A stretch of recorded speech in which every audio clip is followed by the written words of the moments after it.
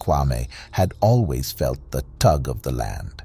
Growing up in the lush fields of Ghana, he had developed an affinity for the soil and the crops it bore.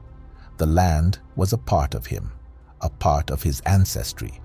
When the opportunity came to work on a farm in Mississippi, he saw it as a chance to bridge his past with his present, to learn new techniques and perhaps one day bring that knowledge back home. But Mississippi was different. The flat, endless fields of corn stretched out like a vast green ocean. The farm was huge, owned by an old, taciturn man named Mr. Williams, who had lived there all his life. Kwame was welcomed warmly enough by the other workers, mostly Mexicans and a few locals, but there was an air of unease that hung over the place, like a mist that never lifted. The farm had a history, they said. It was built on the grounds of an old plantation, where long ago slaves had toiled and suffered under the brutal sun. The stories were whispered late at night, around the flickering light of the campfire, tales of restless spirits and dark shadows that moved in the corn. Kwame didn't believe in ghosts.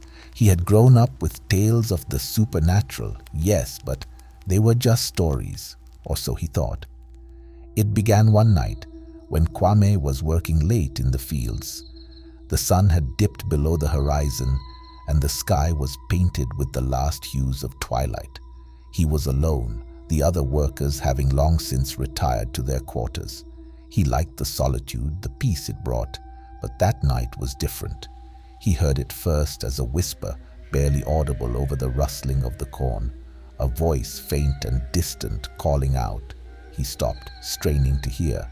It was a woman's voice, soft and melodic, but filled with a sorrow that chilled him to the bone. "Help me," it said. "Please, help me." Kwame's heart raced.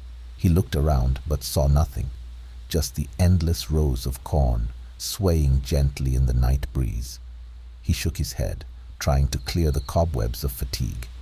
It was just his imagination, he told himself, but the voice persisted, growing louder, more insistent. "Help me!" He dropped his tools and ran, his feet pounding the earth as he fled the field. He didn't stop until he reached the workers' quarters, bursting through the door, breathless and sweating. "Did you hear that?" he gasped. The others looked up from their cards and drinks, puzzled. "Hear what?" one of them asked. "The voice," Kwame said. "In the field, a woman, calling for help." They exchanged glances. Then one of the older workers, Miguel, spoke up. "The fields are haunted," he said, his voice low. "Everyone knows that. It's the spirits of the slaves, they say. They cry out for justice, for peace. But there is no peace for them, not on this land." Kwame shivered. He didn't believe in ghosts, but the memory of the voice lingered, haunting him. He tried to put it out of his mind, but every night it returned, louder and more desperate. He could barely sleep, the cries echoing in his dreams. Days turned into weeks, and the voice grew stronger.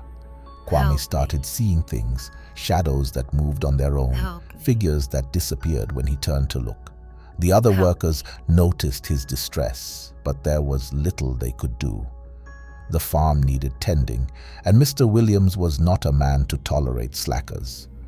One night, unable to bear it any longer, Kwame decided to confront the source of the voice.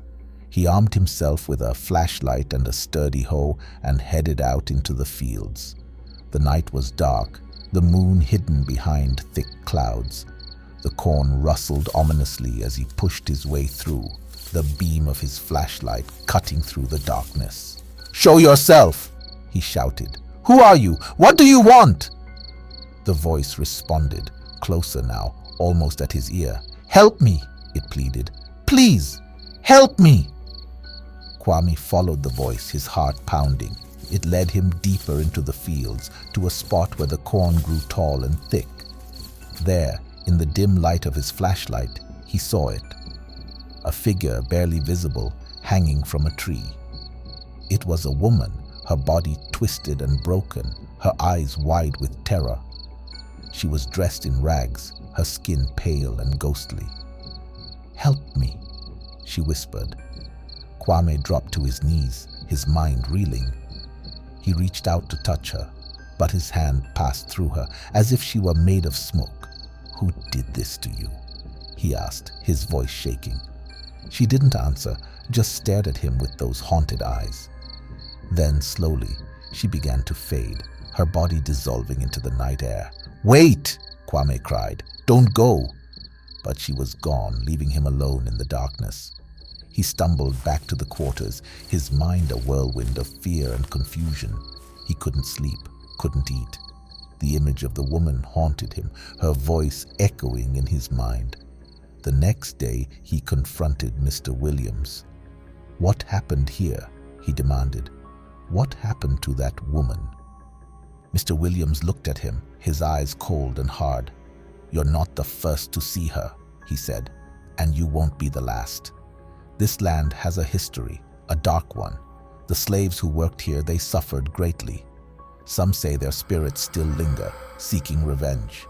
Kwame felt a chill run down his spine. Revenge for what? Mr. Williams didn't answer, just turned away, his face grim.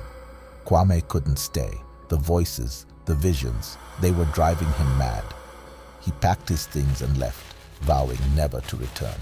But even as he drove away, he could still hear her voice, calling out to him, begging for help. The haunted fields of Mississippi remained, a place of sorrow and suffering, and the spirits of the past, they continued to cry out, their voices carried on the wind, forever seeking peace.